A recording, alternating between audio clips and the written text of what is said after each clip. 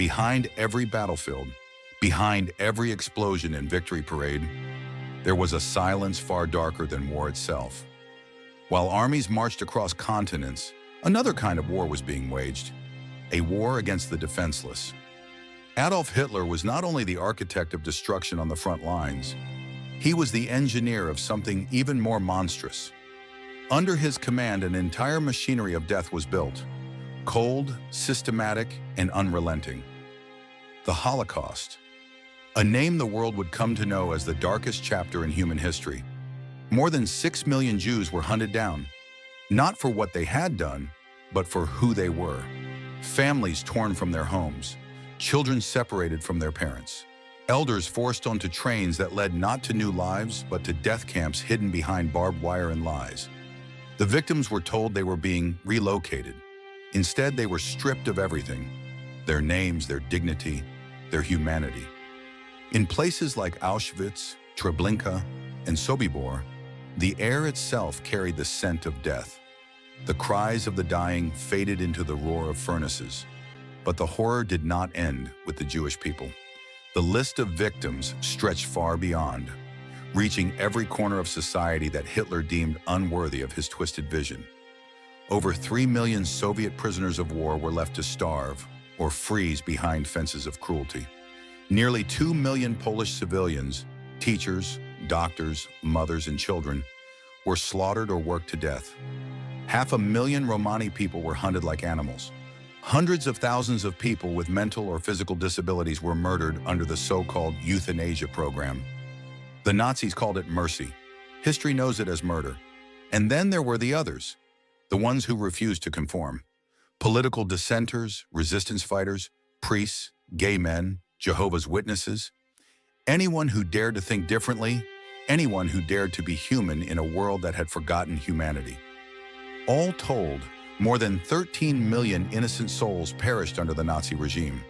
Men, women, and children whose only crime was existing in the wrong place, at the wrong time, under the wrong ruler. It was killing on an industrial scale. Death not as chaos, but as policy. Murder made efficient through trains, records, and camps, as if human life could be processed like machinery. Even as his empire began to crumble, Hitler's obsession with extermination never stopped. When the Allies closed in, he ordered the destruction of the very people he claimed to protect. He was no longer a leader, only a man consumed by hate, dragging his nation into the grave with him. And when the world finally opened the gates of those camps, they found the truth. Piles of shoes, mountains of hair, and eyes that had seen too much to ever see again. In that moment, the myth of Hitler shattered completely. The savior he promised to be was revealed for what he truly was: a butcher who turned his people into executioners and his empire into a graveyard. The Holocaust was his final, unforgivable legacy. It was the weight of his sins, the proof that one man's hatred, when left unchecked, can consume the world. And from those ashes, humanity learned a lesson it could never afford to forget.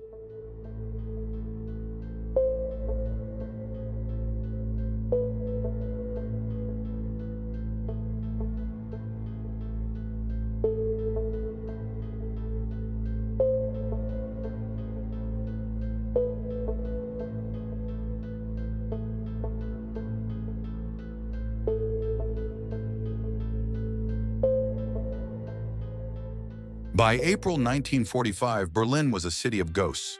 Once the beating heart of Hitler's empire, it had become a cratered wasteland.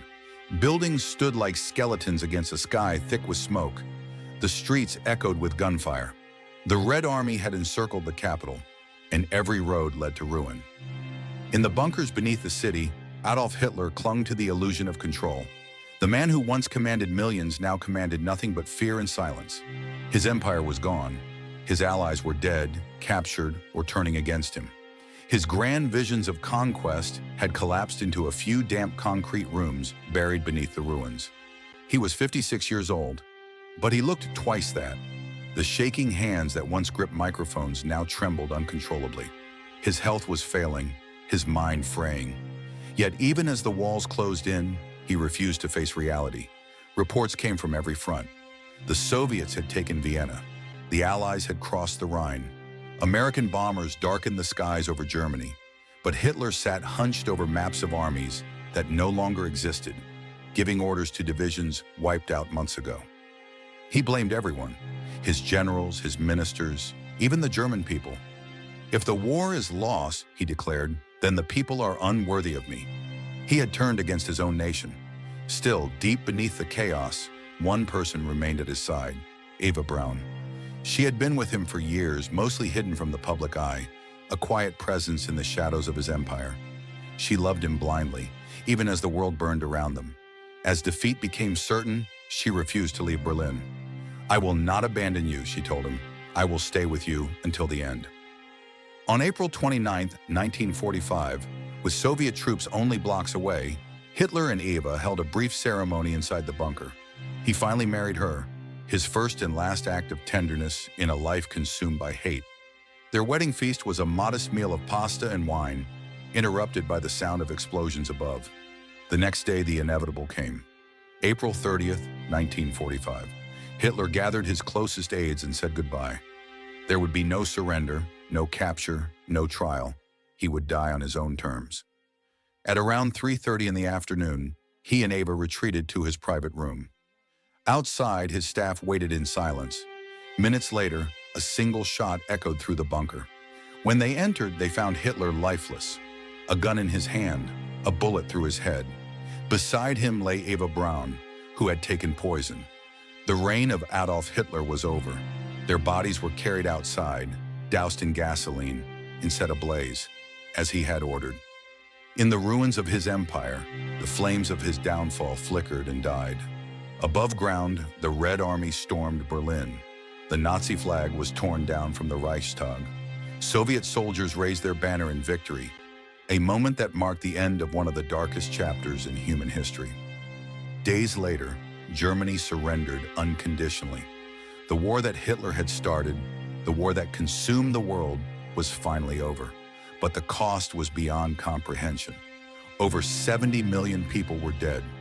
Entire cities erased, families shattered across continents, and the shadow of the Holocaust, 6 million Jews murdered, hung over humanity like a wound that would never fully heal. In the aftermath, the world stood stunned, staring at the wreckage left behind by one man's madness. At the Nuremberg trials, the surviving architects of his regime were brought to justice. The world heard for the first time the full scale of Nazi atrocities, the camps, the experiments, the industrial killing. Never again, the world vowed. Germany itself was split in two, east and west, a scar that would last for decades. The once proud Reich was now a nation in ashes, its name forever tied to horror. And yet, out of those ashes, something remarkable happened.